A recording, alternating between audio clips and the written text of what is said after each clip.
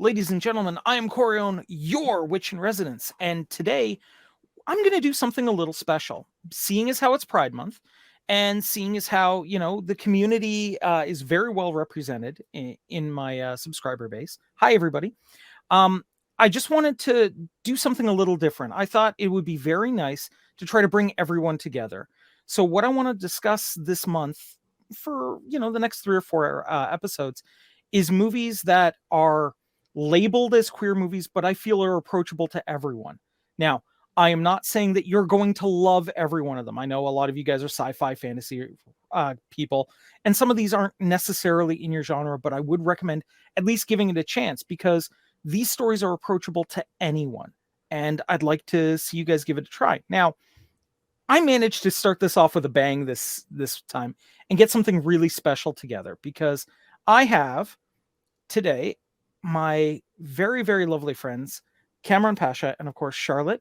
Charlotte, you recently created a short movie that's been getting a lot of buzz from everyone that I've heard about it. Would you give us a little bit of a sizzle here? Why don't you tell us about it and what it's about? Yeah. Thank you so much, first of all, for having me on the show. Cam, it's good to see you. And I co-wrote this incredible short, believe we got it down to 13 minutes film with a dear friend of mine, Maisie Richardson-Sellers, who is an incredible BIPOC actor, writer, and now director. And Maisie and I met in 2018 in Los Angeles. And we hit it off and just decided that over dinner, literally, we wanted to create something together. And she had 24 hours in Los Angeles before she flew back to Canada to finish filming. And we wrote back and forth. We sent pages back and forth to each other for a couple of months. And then she wrapped for the season. I wrapped for my season. And we crewed up in Los Angeles and shot 7 hours. And yeah, it's still very much a blur. I believe that it's almost impossible to get the kind of crew that we got together. It's mostly women of color, mostly women, or we also had an incredibly large amount of LGBTQIA plus family and friends who contributed to this film, and in front of and behind the camera. And it just made the entire experience sort of untouchable. Like anything I do next, I'm like nervous to try and touch that in any way. But yeah. So Cameron, you initially told me about this. Mm-hmm. And what drew you to this? What was it about this project that really caught you? Well, first, I've known Charlotte for a few years now. We had a very interesting adventure on a television show called Roswell, New Mexico. Quite a fascinating experience. We bonded as a result. It was, and we became friends. And I've always been incredibly impressed with Charlotte. I actually served a little bit as a writing mentor for her. This is before the short film. I saw some early pages from her. I said, this woman has talent and she's going somewhere. And Hollywood often doesn't nurture talent. It doesn't nurture anybody's talent, much less if you're any kind of minority, much less if you have multiple identities that are not what the power structure always considers, right? And I know that as being a member of the Muslim community, right? And so we bonded and we've retained contact over the years. Charlotte's gone on to have a very successful career, which hopefully we should talk a little bit about today, because I think it's inspiring for a lot of people who are watching this, who are dreaming of entering the world the way Charlotte did. But in my conversations with her, because I still want to work with Charlotte on future projects. Hopefully, when this strike ends, we'll be able to. She had mentioned that I have this short film I did, and I said, I'd love to see it. Let me just see it, right? And I watched it. I said, this is a really, really good movie. It's like a good, objectively good short film that pulled me in. It's emotionally written. It's beautifully shot, and cinematography is stunning. Maybe we'll talk a little bit about the cinematographer today. And I was like, what the hell is this thing? This is a quantum leap from the young, writer that I'd met on this TV show like 3 years ago. I was like, this is great. And at the time, I was teaching a class at Penn State University, and I asked Charlotte's permission, may I show this? Because I don't believe it's been very widely shown, Charlotte. You can talk about it. So I said, can I show this just to my class, which is about 20 students who are seniors, film students? and she gave me gracious permission, and I showed it to them, and the kids were blown away. I mean, these are talented film students, and they're like, "This is a really good movie." And we talked about it, and when we're going to talk more about the movie, it is universal. Yes, it is very much an experience that I think people within the queer community will identify with. But anyone who has struggled with relocation to a new area, finding new friends, finding identity, anyone's like, it's literally the story of Los Angeles, of coming to this place and not knowing where you belong. Everyone who's come to this city has experienced that. I experienced that. And that's why I connected so deeply with it. And that's why the students were like, I know what that feels like, I think. Right. Yeah. And it started that conversation. And so that I was like, and then you and I, Corian, have been such close friends for so long. I was like, I really would love to introduce you to Charlotte and show you this film. And it's just worked out. It's so delightful for this because I want, I've been pushed. Charlotte is a very humble person, unnecessarily humble. And I've told her many times, humility is not helpful in this town. I know. I'm working on it, I promise. Be humble with your parents. Be humble with your divinity. Don't be humble with this industry because they're just ready to crush you, right? So this is, I hope, a chance for her to begin to be seen by the world the way that we see her. And so that's how I got into this film, and I'm just delighted to be here watching her get the attention that she deserves. Well, I definitely think she deserves it too. I mean, for me, what I identified with it most is, I mean, like yourself, Cameron, I emigrated. I wound up emigrating to Canada, but I really felt that immigrant experience from it, where, you're coming to a place, you don't necessarily know the rules of that place yet. And you really feel like you kind of learn them fast, or, you won't get anywhere. And that's really what I took away from it. So I thought that was a wonderful kind of experience. It really makes you feel like you're not alone. Yeah. Even though this movie is kind of about how you were alone, it really makes you feel like you're not alone in that experience because other people have felt it too.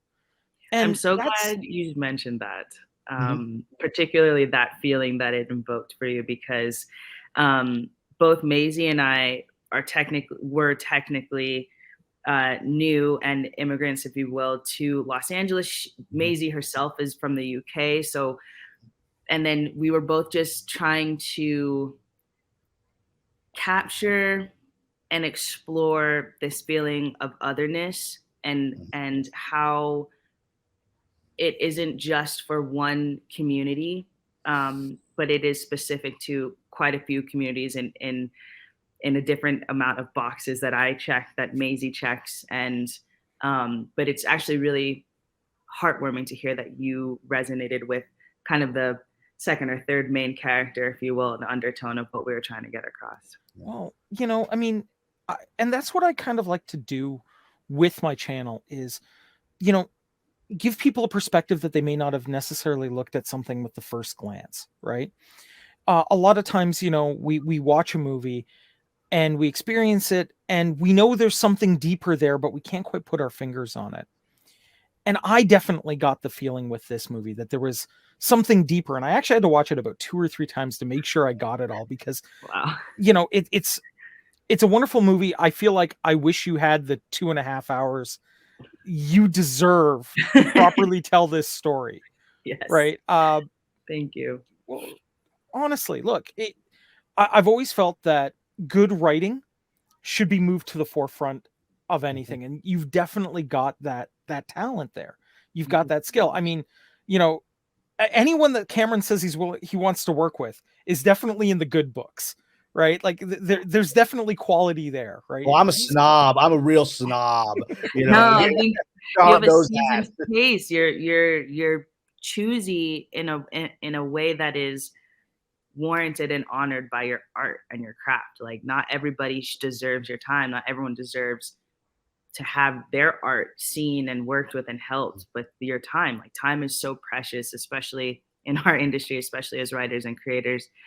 It's a lesson I'm still learning, but you give too much of your time to the unworthy. Well, that's a lesson. That's a That's a lecture I've been giving you for 3 Oh, years. the unworthy pays do the that off screen. bills. Now, that being said, speaking about Cameron's time and being precious and everything, I'd just like to take this exact moment to remind everyone that Cameron's Patreon does have a service where he will review your script for the appropriate amount of funding. And then people have gotten a good response. And the funny thing is, nobody actually avails themselves of that unless they're actually a decent writer. And so I've enjoyed working with people. But all right, so why don't we go deeper into? I would love to know more about the Macy and if we can talk a little bit about Helena and the cinematography, because the cinematography, I mean, this is magic. I mean, the lighting. We got. I'm still having a hard time, A, talking about it, but B, accepting the fact that I was part of making a really good film. For me, it was the first thing I've made since, a student film in high school, for some credit. And I think that it's fair to say that we got really lucky with the crew. Our producer, our fantastic producer and co-producer, Kanya Iwana, who is Asian American, and I don't believe she's queer, but she's an ally, and she is, first of all, just a phenomenal cinematographer, and then a knower of people in LA and other artists, and a director. And she brought our whole crew together, including Helena, and Michelle Caron, who is also our other amazing producer on it as well. And they knew Helena. Kanya had worked with her before, and about a month in to prep, it was just Maisie, Helena, Michelle, Kanya, and myself looking over the script and picking locations. And as the writer, it was really hard to understand if what I left on the page was translating to other departments. And the first meeting I had with Helena and everybody else, Helena said to me, she was like, I love this script. And everybody, from our makeup artists, our hair department artists, and our phenomenal actor who played one of my favorite characters, she came and told me at the beginning of the first day, she was like, I fell in love with this script. And I still have a hard time believing it. So hearing you guys say that is nice to hear. But there was no question, I think, for Helena and her gaffer. They knew exactly what they wanted in terms of lighting. And it was as if they stepped into my head because, like I said, I feel like I left a lot of detail off the page. And somehow Helena just knew what I was picturing, what Maisie was picturing. There was very little disagreement during prep. And by the time we got to filming and rolling, there was just support and still a lot of collaboration, but with direction. There was no kind of like, oh, we're lost or we're wasting time or we're losing time on trying to decide if it should have a filter or a gel or not. It was down to the last second. It was a collaborative and joyful understanding more than an experience, which I don't think will happen again. I think I'll be lucky if I can get that again on another project of my own. But Helena was pure magic in terms of what she did. And there's really no way to describe what it's like to have another artist kind of see your heart on the page and understand it. And that's something I've still been grappling with for the last 2.5 years now. Now, for those in the audience who don't know who Helena is, I think, Cameron, would you mind giving them a little bit of background, because you're much more familiar with her than I am. I would be able to just give what I know of her, because I think she's become well known in a way that is not tragic. It's tragic. It's not a way that she should be remembered. And it's one of the reasons this movie is so important, because I think she should be remembered for her obvious, incredible talent. Absolutely. But for those publicly know, Helena Hutchins died, in a shooting incident on a set with Alec Baldwin. I don't want to go too much into that. There doesn't need to be too much detail. You don't need each other. You can say whatever you want about it. You knew her. This is your friend. But that's the historical thing that happened. Personally, I am of the view that the justice has not been served in that situation. But again, I don't want to go into it. I want to honor her incredible art, because I was not familiar with her work. And then when I watched this, I was like, this is magic. I mean, there is. I'm being pulled into a simple world, but the lighting and the cinematography is evoking emotion in me of the loneliness of the journey of Los Angeles, and then the magic, the moment when the light turns on, when you actually connect with fellow human beings who share your values and interests, which is not common in the world, and certainly not common in this city that we're in. And so the script is an excellent script, and the words convey that in the dynamic of the conversations and the incident. However, it was the cinematography that elevated it to a level that really took my breath away. And then what I will say is that I'm glad to have seen this film, because now I understand a little bit of who Helena Hutchins was as an artist. And so the events about the fact she is no longer with us are not something I'm reading about on a website right now. There's something that's very personal to me, because I'm looking at an artist who should be here giving us more wonderful gifts for many more decades to come. But this feels like this may have been her last work, or completed work. It certainly was amongst them. You'd know better, Charlotte.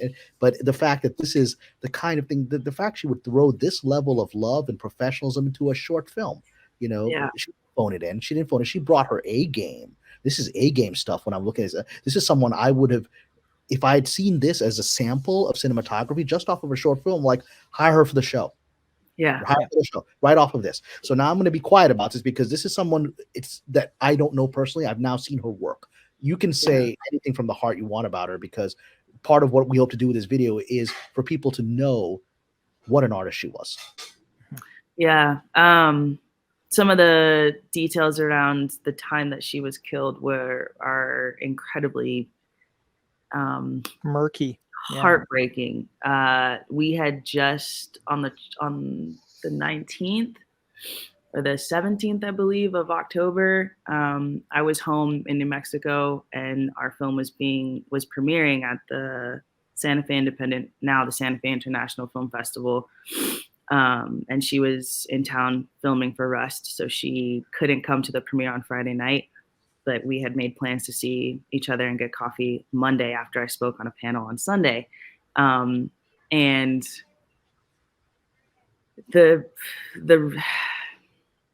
and then she was killed a couple days later. So it's been really almost, I don't want to say heartbreaking, because I feel like I've overused that word today, but it's been heartbreaking. And having a film be so celebrated and not get to be that close to being able to be joyfully celebrating the celebration together, when the last year and a half, the whole country had been shut down. And so our film was virtually going to a couple of film festivals.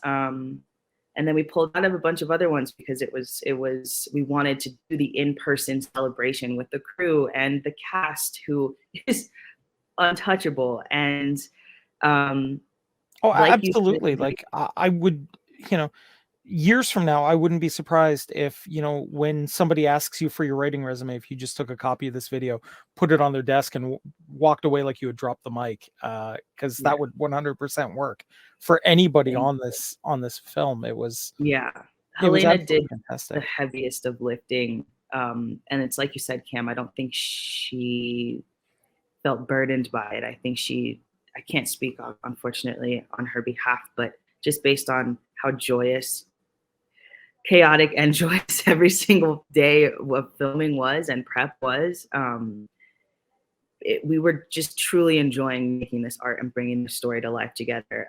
And it's like you said, when you saw it, I was equally as blown away during post. I was like, did I write? There's no way that what I wrote is now this. Like, this is better than what I thought it could be. And we locked our pages and shot with locked pages. So yeah, she did the heaviest lifting for sure. Yeah. And I mean, look, for me, I've always commented that when I try to define magic for people, I describe it as the creation of wonder. And that's really what you guys did here. Was you managed to pull together this amazing magic in the language, in the visuals, in all of it, just blended together so well. You can see that this was a team that was put together that cared about the project and loved working with each other. And I mean, I personally, when I saw it, felt like this was one of those crews that if any of you got picked up for something big, you would immediately be on the phone to the other one saying, you got to get on this with me because I need to work with you guys again.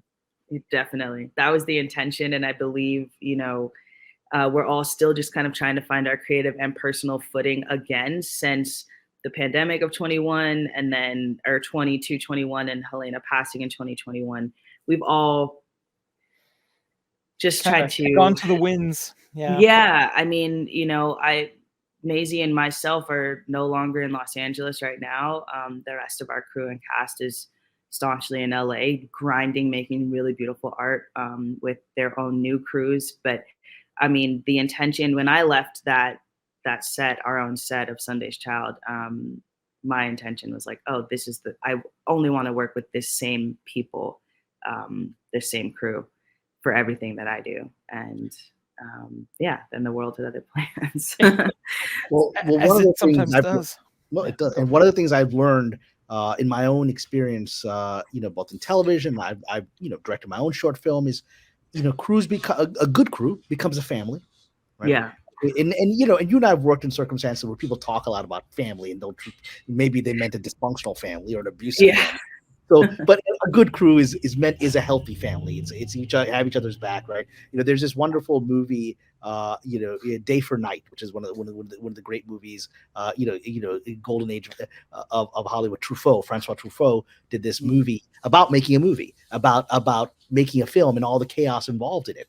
And the one thing that's the core that's the thread that holds the entire movie together and holds the filming of this fictional movie inside that movie is this crew, right? It's this crew that you care about. That's literally all this madness is happening with the actors and this and that, and they're just trying to keep it together because they're family, right? And with regard to cinematography, my own experience from directing my own short film, I was also blessed to find a cinematographer with whom I had what was a psychic connection.